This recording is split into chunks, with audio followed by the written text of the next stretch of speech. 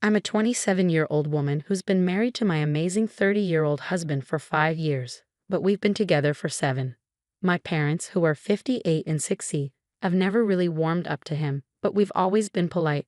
My younger sister, who's 22, is the apple of my parents' eyes and can do no wrong in their eyes. So my husband and I usually try to avoid her. Last weekend was my dad's 60th birthday, and everyone was invited. My husband and I attended the event knowing my sister would be there, but we expected a pleasant evening celebrating my dad's birthday. Before going further, it's important to mention that my husband follows certain dietary rules because of his religion, but I won't go into detail. However, everyone in the family knows about it and has respected it until now. Unfortunately, after dinner, my sister revealed that she had asked the caterers to include some of the restricted foods to see if my husband would notice. I was furious. Just to be clear, the restricted ingredients were mixed into sauces, so they weren't easily noticeable. Both my husband and I were shocked and decided to leave while my sister argued that it wasn't a big deal and that we needed to lighten up.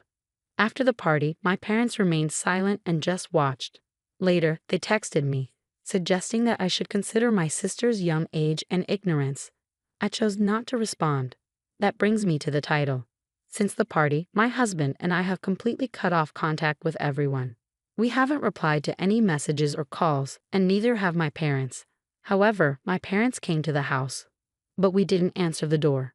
I avoided the reception at work when they showed up there. I haven't seen them at all today. Some police officers knocked on the door, saying they received a missing persons report about me. Luckily, it was sorted out quickly, and I was never actually missing. Now my friends are telling me that I wasted police resources when I could have simply texted my parents to say I didn't want to hear from them. I just believe that as a grown woman, I shouldn't have to justify my whereabouts to my parents. I don't think I'm at fault here. It's not fair to say I wasted police resources. It was my parents who filed a false report claiming I was missing. They obviously knew you were upset and ignored their attempts to reach out. You might consider reopening communication if you believe they're genuinely sorry, but not if they're just going to defend your sister's behavior again. Nope. Your sister is 22. She knew what she was doing. It wasn't a mistake like saying, "Oops, I didn't know Worcestershire sauce had anchovies," or "I didn't realize that soy sauce might contain gluten." She intentionally asked the caterers to add these ingredients in a way that wouldn't be noticeable. There's no excuse for that. I wouldn't want to talk to them unless they started holding your sister accountable. It's terrible what she did. Yes, favoring one child over another and calling the police to report someone missing are typical tactics of narcissistic parents. They called the police to pressure you into reconnecting with them and to make themselves look caring to others. They're trying to make you feel guilty and reconnect with them without admitting their mistakes. I agree. Reporting you as missing was just a way for them to assert control. They knew you weren't missing. They were just upset that you weren't responding. They're aware that you've cut off contact because of your sister's actions. They were trying to provoke a reaction from you. You didn't go down to reception at work, so your employer wouldn't have reported you missing or done anything to validate their report. Regarding the neighbor situation, a new resident moved in above me about a month ago. Before she moved in, the building renovated her unit, so she has hardwood floors everywhere except the bedroom. My unit and others like mine haven't been renovated, so we have carpeted floors. Everything was fine until she started vacuuming her floors every week, even the hardwood ones. This can last for about half an hour. The problem is that I work from home, and she vacuums during the day when I'm in meetings. It's really tough for me to focus on my meetings when this happens. Eventually, I went up to her apartment, knocked on her door, and explained the situation. She was understanding and asked when would be a better time for her to vacuum so it doesn't bother me. I questioned why she needed to vacuum the hardwood floors instead of just sweeping or using a Swiffer. She mentioned having a cat, so she vacuums and uses a Swiffer to ensure she gets all the hair up. I suggested she consider sweeping and Swiffering instead of vacuuming.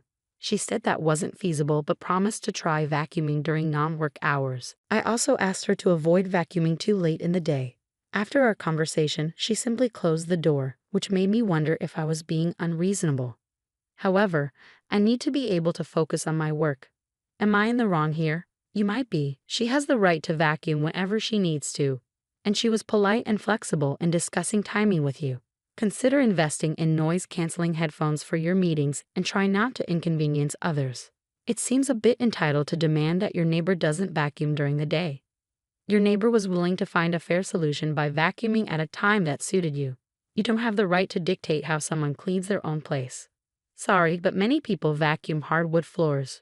She agreed not to do it while you're working, and you also requested that it not be too late. Come on, once a week for 30 minutes is reasonable. If you can't focus for 30 minutes, that's your issue. If I were in your shoes, I might just vacuum my floors for an hour every workday out of spite. My wife and I have 8 kids between us. And this story mainly revolves around our young teen Gina. Recently, Gina expressed her desire to become vegan. We agreed to cover the grocery bills, but she'll need to plan and cook her own meals. We won't rely on frozen foods or takeout, ensuring our meals remain healthy. Initially, Gina wasn't thrilled. She suggested minor changes to accommodate her, like using vegan pasta and cooking meatballs separately. However, we declined, as we're not willing to alter our diet because of her choice to go vegan. She agreed and went to her room. Later, she began sending my wife and me links to expensive cookware sets, one costing $800, along with plates, cups, bowls for $200, and her own utensils. When I asked why she was sending them, she claimed she needed new cookware and tableware because ours were contaminated. I assured her ours were fine and suggested she use her allowance or start babysitting to buy her own. Later that day, one of my sons called to inform me that Gina was telling him and their siblings to remove all their snacks from the fridge in the game room. The game room has a small kitchen because Gina needs it for her vegan food. When I confronted her about this, she argued that her vegan items couldn't be stored with our food and suggested taking over the game room kitchenette as a compromise. Fed up with her demands, I told Gina I was done with her vegan demands and that she couldn't maintain a vegan lifestyle while living in our house. She reacted with a tantrum, believing I was being harsh, and has barely spoken to me since. I wanted to know if I was in the wrong. Edit, she compares it to our rule against seafood due to our child's severe allergy or making special meals for our oldest due to their autoimmune condition. Gina can eat whatever she wants, and we're happy to accommodate her. I'm not the one at fault here, but this situation is more complex than just being about veganism.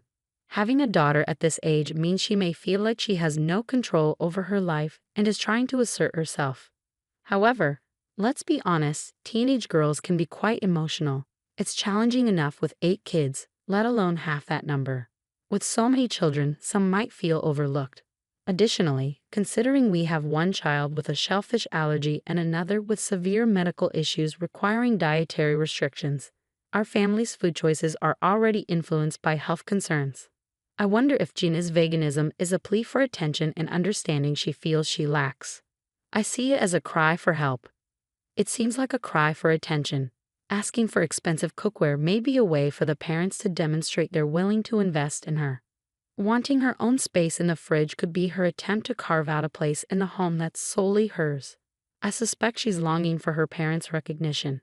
The way the OP responded to her initial request, putting the burden back on the girl, seems harsh. She had to meet certain conditions just to be vegan, with the threat of it being revoked. The parents didn't offer help or support. Instead, they judged her. I'm sorry, but in this situation, you may be in the wrong. My sister Stephanie, 31, was always our parents' favorite, while I, 28, and my other sister Emily, 33, were often overlooked. Our parents allowed Stephanie to insult and take Emily's belongings because she's your baby sister. They treated me similarly, saying I should listen to Stephanie because your big sister knows better. Stephanie always received more attention at family gatherings. She received more gifts on birthdays and got to pick the theme and guest list. This favoritism continued into adulthood. For instance, she chose a restaurant I disliked for my graduation dinner and announced her pregnancy there, which my parents praised as the news of the family's first grandchild. They dismissed my feelings, saying a diploma is just paper. Realizing I'd never be valued like Stephanie, I've cut off contact with her and my parents except for emergencies involving other family members. Emily has done the same. Communication has slightly increased since our mother passed away, but it remains minimal. I'm preparing for my wedding, and my father contacted me about him and Stephanie arriving early because he assumed he would walk me down the aisle, with Stephanie serving as an honorary lead bridesmaid. However, I've already chosen my best friend Matt, who's been by my side since college, to walk me down the aisle. My father reacted negatively, claiming it was disrespectful to prioritize Matt over him, the one who raised me. He then pressed about Stephanie's role as a bridesmaid. I explained that Stephanie wasn't invited because I wanted the focus to be on me and my milestones, rather than her stealing the spotlight. Despite my explanation, he continued to argue. Frustrated, I told him he could walk the daughter he cared about down the aisle and ended the call. Now, several people, mostly extended family, are criticizing me, calling me an idiot for various reasons. They bring up how my mother fell extremely ill during her pregnancy with Stephanie, and doctors were uncertain about their survival. They argue that I can't truly comprehend the fear of possibly losing a child. Many insist that I'm wrong to exclude Stephanie from the wedding because, in a sense, she's also a victim of our parents' favoritism. They suggest that Stephanie, who's facing challenges in life, could benefit from sisterly support and involvement. I don't agree with their viewpoints, but does this make me the idiot? No, you're not the idiot. Stephanie can seek support from professionals for her difficulties, but you shouldn't have to endure anxiety on your wedding day. As for your father, you can't assume he's the favorite child. Disregard the extended family and their justifications. They haven't lived your experiences, so disregard them. It's like something out of Shakespeare, and I love it. This was precisely my perspective. If Stephanie suffered from our parents' favoritism, so did I. Unless Stephanie demonstrates understanding of her hurtful behavior and can attend an event without causing issues, she's not welcome. You know who else was a victim of our parents' favoritism? Me. It's time Stephanie is held accountable, just like your father. Enjoy your wedding without them for once. This day is about you, surrounded by those who truly care, like your sister Emily. I hope you have a fantastic day and create wonderful memories with her. Story 2. I'm a 33-year-old mom of 2. Last week, my sister, who's 37, asked if I could babysit her tween son, Ben, over the weekend. She and her husband needed to attend a child-free wedding. Initially, Ben was supposed to stay with our parents, but they canceled on her. After discussing it with my husband, we agreed to have Ben stay with us from Saturday morning until Sunday afternoon. Our kids enjoy spending time with their older cousin, so it seemed like a good opportunity for them to bond. My sister had mentioned that Ben is a picky eater and has ADHD, but I didn't realize the extent of his pickiness until I looked after him that weekend. When it was time for dinner on Saturday, I mentioned to Ben that we were having spaghetti. He immediately became agitated, stating that he didn't like spaghetti. I asked if he had ever tried it, and he insisted he had and didn't enjoy it. While preparing the meal, I suggested he try plain spaghetti or just the sauce separately, thinking it might help change his mind. However, he adamantly refused and began raising his voice. I must admit, I haven't encountered significant issues with picky eating in my own children, who are both neurotypical, so I felt somewhat out of my depth. To make matters more challenging, Ben began insisting on having chicken nuggets for dinner, which upset my kids, as they also started requesting the same. I firmly informed Ben that spaghetti was what was being served for dinner and that I wouldn't be preparing a separate meal for him, especially since we didn't have chicken nuggets available. Ben reacted by screaming at me and retreating to the bathroom. My husband attempted to calm him down and coax him out, which eventually succeeded after about 20 minutes. Despite our efforts, Ben remained steadfast in his refusal to try the spaghetti or sauce. I offered him the option to make himself a sandwich or toast using ingredients from the kitchen. Ben opted to make sandwiches with deli slices and cheese, which became his dinner for the evening. When my sister came to pick up Ben the next day, I pulled her aside and shared what had happened. She was visibly upset and criticized my handling of the situation. She explained that Ben's safe food options for dinner are chicken nuggets, plain ramen noodles, and mashed potatoes, emphasizing that he wouldn't eat anything else. I countered by saying she never informed me about his dietary restrictions. She argued that Ben is old enough to express his preferences and that I should have accommodated his request for a separate meal. She deemed it cruel to deny him his safe foods and accused me of not properly feeding him. You're not in the wrong. Your sister should have either provided Ben with his own dinner or informed you about his dietary needs so you could plan accordingly. It's unfair of her to criticize you for her failure to communicate effectively. I understand your situation. I also have a child with autism who faces similar challenges with food. My husband and I typically handle our nephew's meals by either providing him with a list of options or the food itself when he's not with us. If he chooses to eat, that's great. If not, it's not a big surprise, and we make him something when we return home. It seems you're being unfairly criticized here. You're not an idiot because, in the end, you didn't force a neurodivergent child to cook for himself. Rather, you attempted to respect his preferences and needs. As a parent, it's understandable that you would inquire about any food preferences or allergies when caring for someone else's child. While your sister may not have informed you about her son's dietary requirements, it's clear you were aware of his picky eating habits. Despite this, you tried to encourage him to try something he didn't want, leading to a distressing situation. However, your sister also shares responsibility here. She should have communicated her son's safe foods and dietary needs in advance and could have offered to contribute to his meals. Ultimately, both parties could have handled the situation better.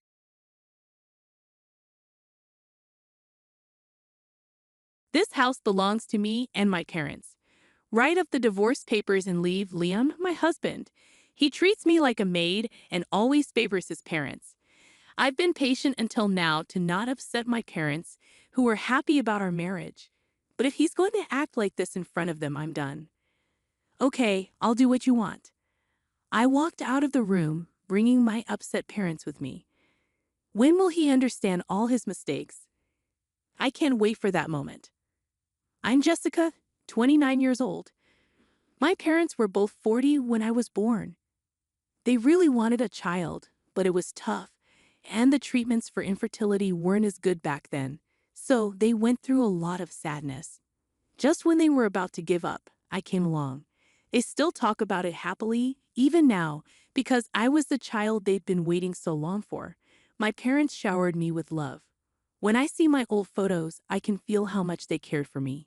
Even though my parents weren't rich, they made sure to celebrate special occasions like my birthday, Easter, and even my kindergarten graduation in a big way. They were super supportive of my education too. Whenever I showed interest in something, like learning English or reading, they'd jump to support me. They'd enroll me in English classes and buy me lots of books. They always said, "If it helps with your studies, just tell us, and we'll make it happen." Looking back, I realized they must have struggled to pay for all of it, but they never let on. They always had smiles on their faces and threw big celebrations whenever I did well in school. As I got older, my friends would sometimes think my parents were my grandparents, but it didn't bother me. I met my husband, Leon, through a matchmaking service. We both had elderly parents and were only children, so we connected over our similar situations. We shared hobbies and had great conversations. Our relationship progressed smoothly, and we eventually decided to tie the knot. My parents were overjoyed at our wedding and blessed our marriage with tears of love. In the beginning, I was working after we got married. Both of us have elderly parents, which wasn't something we were unhappy about, but we couldn't help but wish they were younger. It's tough to raise kids when you're older. We wanted to start a family soon, so Leon suggested that I quit my job to focus on raising a child. I loved my job, but his words made sense. I remembered my mom telling me about her night shift job and the stress it brought, and how it might have affected their ability to conceive. So I thought it might be a good idea to quit my job and focus on creating the right environment for having a baby. Leon also reassured me by saying, "You can always go back to work when our child is older." That made me feel better about the decision. Luckily, I had a professional certification that meant I could go back to work whenever I wanted. So I decided to leave my job and focus on being a full-time homemaker. But after we got married, Leon's attitude changed. Before, I thought he saw me as an equal, but suddenly, he acted like he was better than me. Being a housewife isn't easy. I had to cook 3 meals a day, do all the cleaning, laundry, and everything else. Things that were no big deal when I lived alone became a challenge, especially since Leon was really picky about everything and wouldn't let anything slide. Dinner should always have at least 3 dishes, and there should be hot pancakes for breakfast. My mom managed it all even while she worked. When I wake up, my suit and shirt should be ready on a hanger. Just grab my bag and go. He'd say, as if that's the least a housewife should do. That's how my parents always did it. Whenever I tried to object, he'd snap back, "You're a housewife, remember? Don't get too high and mighty while living off my money." That became his go-to line. Despite his complaints about me spending his money, what Leon gave for household expenses barely covered it all.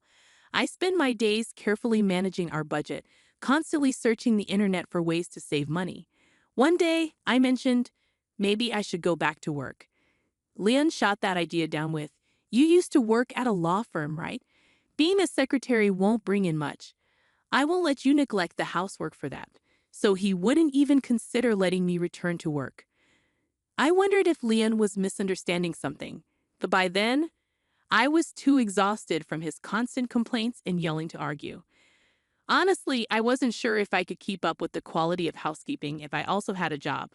Plus, I didn't want to disappoint my parents, who were thrilled about our marriage, so I couldn't talk to them about it. But it wasn't just Liam's behavior that bothered me. He often invited his parents over. Whether it was Mother's Day, Father's Day, or their birthdays, he'd find any reason to have them visit and expect me to prepare the meal. Each time, he'd give me extra money, telling me to buy fancy fish or make steak with premium beef. When his parents came over, Leon would shower them with gifts. They'd eat and drink as if our house was theirs, without ever thanking me. Then they'd leave. Once, I brought up to Leon the idea of inviting my parents over occasionally. I told him I admired how he honored his parents, and I didn't oppose it, but I hoped we could also include mine. Leon's response was immediate and harsh. He snapped, "Why would we do that? Understand this, I'm the one paying for everything. Why should I spend money on your parents who aren't even blood related to me?" With that, he shut down the conversation. Feeling defeated, I began using my savings from before we were married to secretly buy gifts for my parents. Then, one day, my parents reached out to me with a troubled look. They explained that there had been a fire in the apartment next to theirs, and part of their home was damaged. Thankfully, they were safe, but their house needed significant repairs. They were temporarily staying in a makeshift shelter. I made the decision to visit my parents, knowing they were going through a difficult time. Despite their troubles, they welcomed me warmly. During our conversation, my father gently asked about my marriage, and although I felt a pang of sadness, I assured him that everything was all right between Leon and me. When I asked about their future plans, my father explained that their old house, which had been partially damaged in a fire, was too old to salvage. They were considering moving into a modern Renaissance apartment. My mother sighed, expressing sadness at the thought of leaving behind the memories in our family's ancestral home. It was then that I made a decision. I resolved to discuss the situation with Leon when I returned home. "Remember when I mentioned my parents' house was damaged in a fire?" I began. Considering their age, I was thinking of buying them a new house, one with accessibility features. Leon's response was blunt. "Where's the money coming from?" "I'm not contributing." As expected, I replied, "I don't plan on building a mansion, so it won't be a financial burden on you. I intend to use my savings from before we were married." After a moment of consideration, Leon casually replied, "Guess even a law firm clerk can save that much." Well, if it's not coming from my pocket, then it's fine. And with that, I made the decision to gift my parents a new home.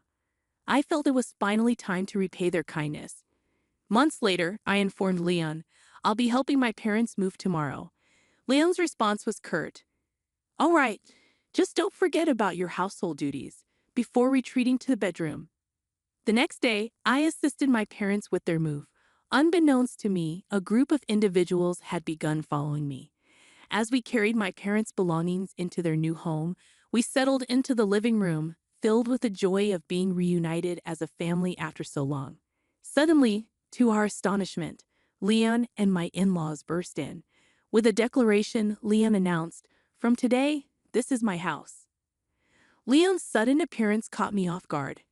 "What are you doing here?" I asked, surprised. He chuckled, saying, "I heard you were moving today, so I followed you." Confused, I replied, "Moving? What do you mean? This is my parents' house." But Leon insisted, I've been supporting you all this time. You should be grateful to have married someone like me.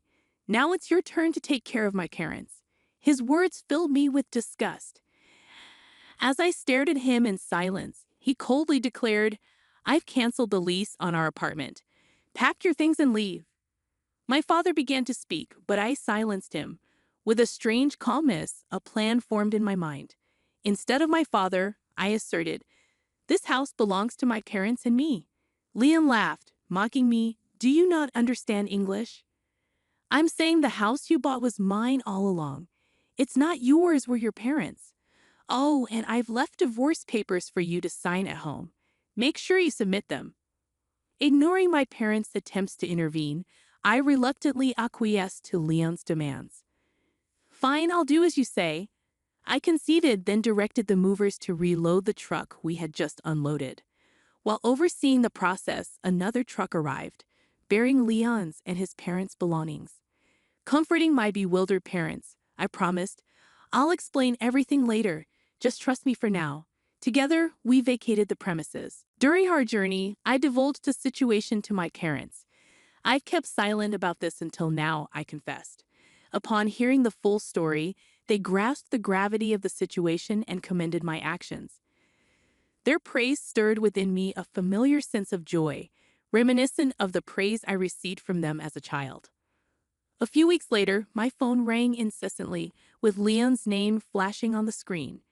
With a sigh, I reluctantly picked up. Before I could even say hello, Leon erupted. "What's going on with this house you bought? Someone's threatening to call the cops if I don't leave." "Yes, that's right," I confirmed, bracing myself for what would come next. Leon's voice rose in disbelief. "So when you said it was our house, you meant this rental?" I couldn't help but chuckle at the misunderstanding. His reaction was immediate and furious. "Stop laughing and explain. Wasn't this house meant for your parents?" Taking a deep breath, I began to unravel the tangled web of miscommunication. I clarified to Leon the sequence of events. How the house I purchased for my parents was undergoing renovations, but due to a mistake by the renovation company, it wasn't ready on time. In a last-minute scramble, they arranged for us to stay in a model home until the renovations were completed. However, Leon and his parents mistakenly moved into the model home before we could explain the situation. Seizing the opportunity for revenge after Leon's outburst, I chose to play along with his misunderstanding. Following that ordeal, I relocated all our belongings to a rented storage unit and temporarily stayed in a hotel with my parents. Following Leon's instructions, I proceeded with the divorce papers, ultimately ending our marriage. My parents expressed their wish that I had confided in them earlier, but I believe it all worked out for the best. Being with my parents during that time was invaluable, and I successfully parted ways with Leon. Now, we're happily settled in our newly renovated home. I made sure not to disclose our new address to Leon, ensuring he remained unaware of our whereabouts. On one occasion, he questioned how I planned to support myself without him, assuming I was merely a stay-at-home wife. With a touch of disdain, I clarified, "You've been mistaken all this time. I'm actually a professional lawyer." Leon appeared taken aback, his response tinged with confusion. Reflecting on our initial meeting at a matchmaking service, I remembered how Leon had asked about my profession. At the time, I mentioned working at a law firm, but he assumed I was a secretary. I didn't correct him then, as I'd grown accustomed to people reacting negatively when I mentioned being a lawyer. It surprised me that Leon still thought of me as a secretary. It revealed his lack of interest in truly knowing me. It seemed he preferred the idea of a housewife over an equal partner. Realizing this, I calmly explained, as we're married, I could rightfully claim ownership of the property purchased with my pre-marriage savings. Asserting my rights, I continued, those savings remain mine and aren't subject to division. If you have objections, we can settle it in court, but the outcome is clear. With that, silence greeted me from the other end of the line. Disregarding Leon's remarks, I bid him farewell with a simple, "Take care of your parents," before ending the call. Details of what ensued reached me through a former colleague, now a fellow attorney. Despite his repeated attempts to reach out, I found it necessary to communicate with him solely through legal representation. Leon persisted in demanding the return of money spent during our marriage. After negotiations with our respective lawyers, he reluctantly grasped the impracticality of his request, though not without disappointment. Such reactions were to be expected. After all, I had become a stay-at-home wife at his insistence, and it was his obligation as a husband to provide for our family. Fulfilling my duties as a homemaker, I never faltered. With the termination of our apartment lease initiated by Leon, he found himself without a place to stay. Presently, he has resettled in the cramped condo where his parents reside, the three of them uncomfortably sharing the limited space. Leon's financial situation was dire. His meager salary coupled with his lavish spending on personal pursuits and gifts for his parents left him virtually penniless. Despite our previous circumstances, Leon had begun expressing a desire for a larger house. It seemed he concocted this plan after I mentioned to my parents my own aspirations of buying a home. Needless to say, his scheme failed spectacularly. To assume we would vacate quietly, even if it were a temporary residence, displayed a level of naivety that was almost laughable. It's disheartening to realize just how misguided my ex-husband could be. Now weary of caring for his parents in their cramped condo, Leon has persistently sought reconciliation. However, now that he is aware of my profession as a lawyer, I have chosen to ignore his advances. Currently, I am relishing the comforts of my new home alongside my parents. The idea of remarriage isn't particularly appealing to me at the moment. However, a fellow attorney whom I collaborated with during my divorce from Leon has expressed interest. I am considering adopting a more optimistic outlook, perhaps to grant my beloved parents the joy of meeting their grandchildren sooner.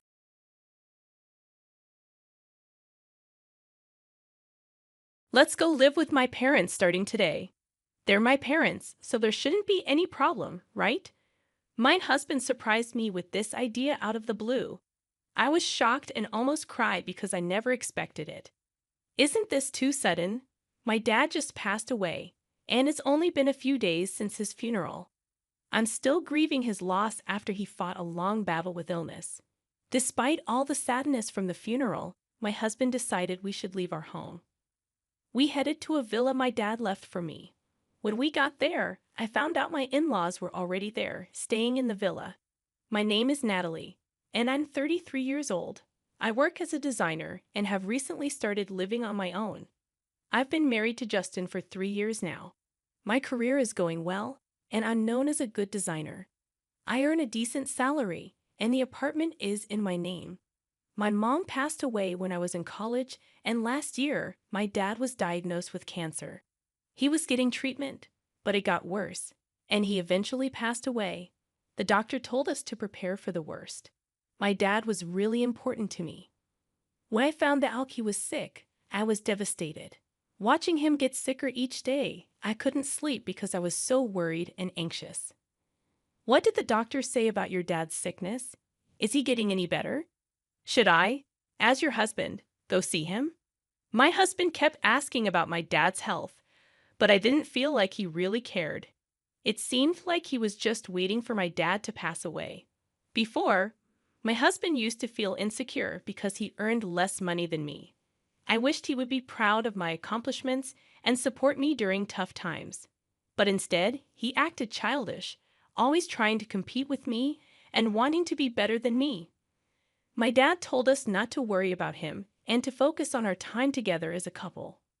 But I think we should visit him while we still can. That way, we won't regret it later. I started to dislike my husband more and more. In the beginning of our marriage, I felt a lot of love from him, and we were happy together. But now, his insensitive comments about my dad's illness were too much to handle. I realized that the loving husband I once knew had changed, and it was hard for me to accept. My husband works from home. I planned to work from home too after becoming independent, but he said having someone around distracted me, so I rented a small office and started commuting. Even though the hospital was nearby for me, my husband stayed home all day, leaving all the chores for me to do. I had to juggle work, taking care of my dad, and coming home tired to find a mess my husband made in dishes he hadn't cleaned. He only cared about himself and didn't consider my feelings. Living with him made me realize how little he understood me, and I felt very lonely. After my father passed away, we had already sold our family home as we had discussed with him before. I was busy with funeral preparations until we headed to the funeral hall. But my husband seemed more focused on phone calls or disappearing than helping me. "Justin, please help me, especially now." I pleaded with him, but he brushed it off, saying he had work calls to attend to. My frustration with my husband grew as he seemed distant and disinterested during this tough time. His attitude had changed, and he appeared colder than before, leaving me feeling even more sad and isolated. On the day of the funeral, he spent a lot of time chatting with his parents, and their smirks and the looks from others made me feel even more alone. Despite the smooth handling of the funeral procedures, my husband suddenly suggested that we move in with his parents. He said it casually, almost as a joke, but I couldn't believe he would suggest such a thing, especially after the loss of my father. "Live together where?" "We don't have any spare rooms in this apartment," I countered, reminding him that our apartment was already quite full, with one room used for his work materials. Then he mentioned the villa I had inherited from my father. I was taken aback. That villa held special memories of my father, and I wasn't ready to let go of it. But my husband seemed unconcerned about my feelings and continued to push for his parents to move in. Despite my objections, his parents had already made plans to move, and there seemed to be no room for negotiation. Whenever I spoke up, my husband didn't seem to like it. He accused me of being selfish and said I'd neglected our home because of my father's illness and frequent visits. His words were harsh, and they made me feel like my world was crumbling. "Now that your father is gone, you need to listen to me," he said coldly. He complained that my father's illness had dragged on for too long and that it had been hard on him too. His lack of empathy for my father and me hurt deeply. I remembered how much pain my father had endured during his illness, and I knew he wouldn't have wanted me to just do whatever my husband said. At that moment, any love I had for my husband seemed to disappear. It hurt even more to realize that my husband was more focused on getting the villa than grieving my father's death. Despite my warnings, my husband was determined to move his parents into the villa. I decided to go along with it, but I couldn't hide my sadness. I packed only the essentials and left our home, telling my husband I would come back for the rest later. I couldn't bear to exchange any more words with him. It was painful to see my in-laws moving into the villa, seemingly without any consideration for my feelings. But I followed my husband silently, refusing to accept that my special place would be taken over by his selfish desires. Even though it's technically called a villa, it's just a regular house by the sea, located in a normal neighborhood where people lead ordinary lives. But it's conveniently close to the city center, and the land it sits on is valuable. As I stepped out of the train station, memories of my childhood flooded back. I remembered when my mother was still alive, and after I fell asleep on the train, my father would carry me home on his back. The sight of the familiar scenery brought back those bittersweet memories. When we got to the villa, my in-laws were already there.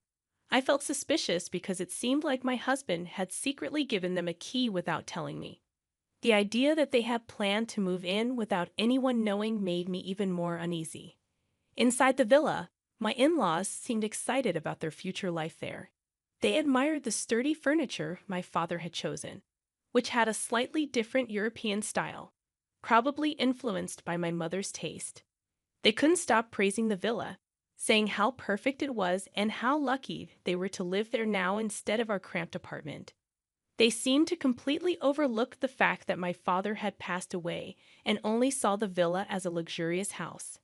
My husband joined in with their insensitive comments, laughing as they toasted the move with beers. I sighed deeply as I prepared some snacks, feeling frustrated and alone. As I observed my husband and in-laws, memories of precious moments with my parents at the dining table felt tarnished. Despite my discomfort, I decided to keep my feelings to myself and endure the night. However, the next morning, the peaceful atmosphere of the villa was shattered by my mother-in-law's loud scream. I quickly realized something must have gone wrong. As I woke up, I saw my father-in-law and husband fussing around, while I took a moment to reach the source of the commotion. In the bathroom, my mother-in-law was on the floor, holding her foot in distress. "The floor just collapsed beneath me," she gasped, clearly shaken by the sudden incident. My husband and father-in-law didn't seem to understand what had happened, insisting that the floor looked fine. They checked the spot she pointed to, but the floorboards appeared smooth and undamaged. Despite this, my mother-in-law was convinced that the floor had given way. Seeing their confusion, I suggested, "Have you tried stepping on that part of the floor with a slightly different color?" All three of them were taken aback and focused their attention on that spot. Stepping forward, I used my slippered foot to press on the differently colored section. Well, what was that? The floorboard made a clear sound and slightly sank when I stepped on it, but it snapped back into place the moment I lifted my foot. If someone stepped on it unknowingly, they'd surely think the floor had collapsed. See, the floor sinks a bit. It's kind of like a trap. Wait, that's dangerous. Is there something wrong with this house? My explanation seemed to surprise and worry them. I calmly clarified, "It's not a problem with the house. My father intentionally installed it like this." "Why on earth would he do that?" they asked, puzzled. "It's a feature of what you might call a mechanical mansion or a trick house. You see, my father was a big fan of ninjas. This villa was his pride and joy, and he loved adding all sorts of clever mechanisms to it. As a child, I often watched him work on the house, adjusting its mechanisms or adding new ones. That's why there are traps and clever mechanisms all over the villa. A shelf you shouldn't touch, a floorboard that drops when stepped on, a door that only opens in a specific way, hidden doors, and even secret rooms. This villa is a testament to my father's dreams and ingenuity, developed over many years. While I, having grown up visiting and learning from my father how to operate all the traps, have no trouble navigating them. It's a different story for my husband and in-laws, who are unfamiliar with them. I did warn you that living in this villa would be challenging. I also told you it's a place filled with memories of my father. My father's intense ninja obsession is well known among our relatives. It's surprising that you didn't know about it." My husband claimed he hadn't heard, but now he was speechless. My in-laws were equally stunned by this revelation. With our apartment lease already canceled and nowhere else to go, they looked to my husband for guidance. Amidst this, both my father-in-law and husband accidentally triggered another trap, causing them to fall. Seeing them on the ground, I couldn't help but chuckle. "Feel free to stay as long as you like," I said, though my tone was more sarcastic than sincere. They had been dazzled by the villa's luxury, ignoring my warnings and showing no interest in my father's hobbies. Now, their oversight was catching up to them.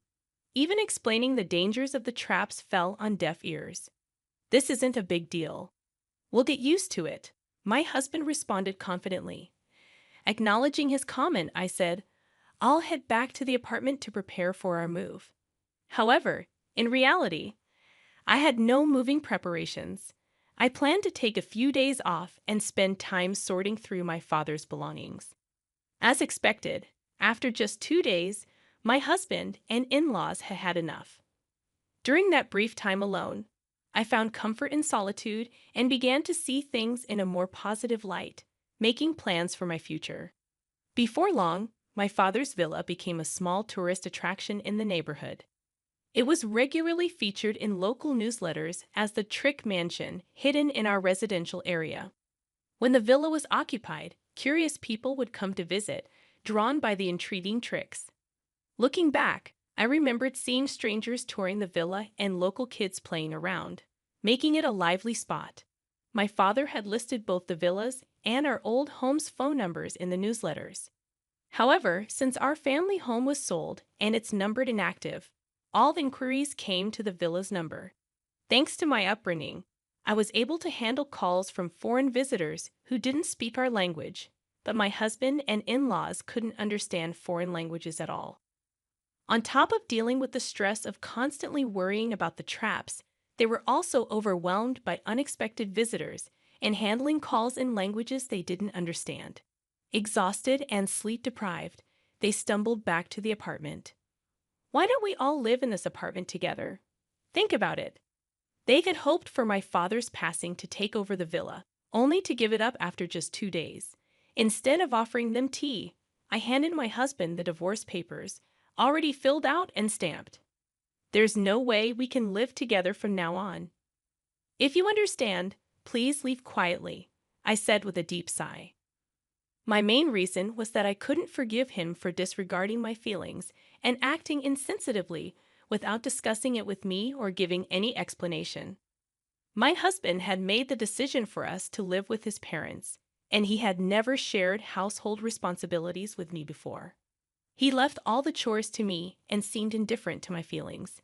He acted selfishly and secretly decided to move in with his parents. I couldn't see myself continuing to live with someone like that. What happened? You used to love me, right? My husband's question, filled with his usual cluelessness, made me laugh. Do you think I could love someone who wished for my beloved father's death and would rejoice when he passed? I handed him the divorce papers and drove the three of them out of the apartment. First of all, this is my apartment. If anyone has a problem, it should be you leaving. My husband raised his voice, not caring about the neighbors, but I stayed calm. Natalie, I'll call the police for trespassing. If you don't want that, leave quietly. Remember, this apartment is under my name. Their silence followed my words. They depended on me financially and had little of their own. However, I had already decided to cut ties before they could try to persuade me otherwise. Neither my husband nor my in-laws had much in savings.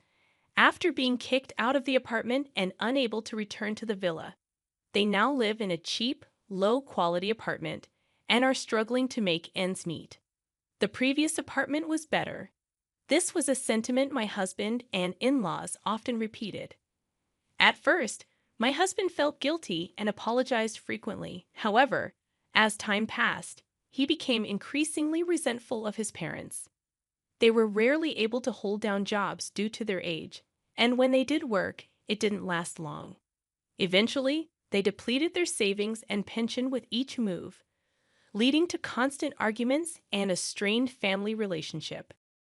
The walls of the apartment were thin, so their daily quarrels were easily heard by neighbors. Even when they received noise complaints, they didn't apologize. Instead, they reacted defensively, causing them to become disliked by their neighbors. It seemed like they might need to find a new place to live soon. While my husband used to enjoy working from home, the current apartment didn't provide the luxury of a dedicated workspace. Unable to focus on his job, his reputation and sales suffered. Now, he barely makes ends meet with a late-night convenience store job and may need to consider taking on multiple part-time jobs. The in-laws realized their biggest mistake was allowing their son to control their decisions. In their frequent arguments, my husband and in-laws often blamed the villa's traps. If you had been more responsible, we wouldn't be in this situation. You should have checked properly. Don't blame me now. She's the one who kept important things secret. Shut up. If you had communicated properly with your father, this wouldn't have happened. I never imagined we'd end up like this because of our son. Yet they had always wished to inherit the villa and were overjoyed when my father passed away. I will never forget that. After the divorce, I made significant strides in my career as a designer. To cope with my father's death and all these events, I created designs incorporating ninja elements and shared them on social media. Their popularity grew rapidly, and one day, a major cosmetics company reached out to me. To my surprise, they wanted me to design packaging with an Asian touch, incorporating ninja elements. I felt this work would honor my father's cherished memories. Of course, I eagerly accepted the project and poured myself into it. In the end, it was a huge success. This opportunity catapulted my career forward, allowing me to share joyful updates at my parents' graves. I've kept the mechanical house, preserving it as a special place filled with memories of my father. I began organizing tour schedules and with a few adjustments, transformed it into a space where both tourists and local children could enjoy for free. Soon, the house garnered significant media attention, bringing in much-needed income to cover ongoing expenses. Additionally, online articles about the house were translated into foreign languages, garnering support from international fans, including elderly individuals who shared my father's passion for ninjas. I'm committed to maintaining this magical place for years to come. Meanwhile, the mechanical house remains a bustling hub of activity, particularly popular among local children. Is this the legendary mechanical house I've heard about? Where are the tricks? Show us. With the help of local volunteers, precautions are taken to ensure the children play safely. Foreign tourists are often amazed by features like the hidden floorboard doors. Wow, this is incredible. I'm so moved to experience such a unique place. What other tricks are here? Despite losing my father and going through a divorce over the inheritance of the villa, I believe the gains have outweighed the losses. The villa has transformed into a memory-filled destination shared with loved ones. Personally, I've undergone a profound transformation, moving forward with renewed optimism and hope.